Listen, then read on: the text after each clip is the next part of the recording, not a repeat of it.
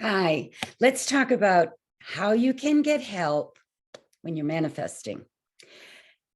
It's very important to know certain little rules of the universe when you're trying to manifest something in your life that's big, bigger, or a project, a creative endeavor, whatever it is. If you're trying to work on something, you shouldn't be trying, you should know that once you understand how the laws of the universe work, it's a done deal. And this is how it works in one little aspect of it. There are other-centered people and there are self-centered people. They talk about this in all the great religions. Do unto others as you would have them do unto you, the golden rule. You know, the law of one, which came out a few years ago. I haven't really read the whole thing, but I've gotten I know it's all about being other-centered or self-centered.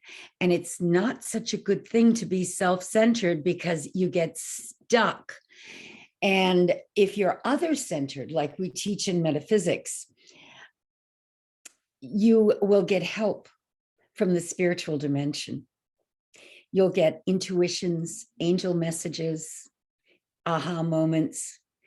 You'll attract just naturally into your experience what you need when you need it, because the more you're thinking of other people and helping the planet, you're putting out a vibration. You're like a magnet that will attract exactly what you need into your experience. Now, sometimes it looks like those self-centered people that we see on the planet are getting everything they want, but you never know how it's going to turn out. You know, we are eternal. So the things that we're working on while we're here in classroom Earth have an impact on where we go from here. And you always want to keep that in mind, you know, creating mentally an experience for yourself that is harmonious, joyful, happy, loving, exciting, adventurous, all the good stuff. If you're constantly sitting around plotting and scheming how you're going to rip off your fellow man, that can't be a very good place to be. And ultimately, I think it can shut you down. Years ago, I had this dream. You know, I've had a lot of prophetic dreams in my life, things that have actually come true. In this dream, which I call them my real dreams, when they just have a different vibration, I saw mankind moving across in almost like a graph of groups of people moving ahead.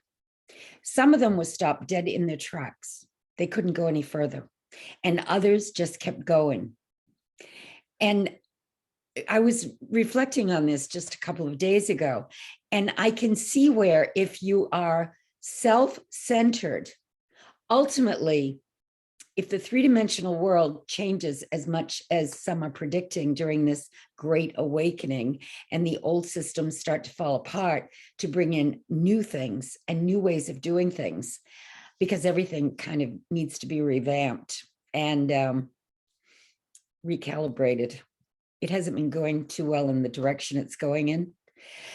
Well, if things really shift and change, the ones that are really stuck in the old ways might be stopped dead in their tracks, where the free thinkers, the innovators, the creative types will just keep moving ahead because they're connected to this divine energy that keeps us going.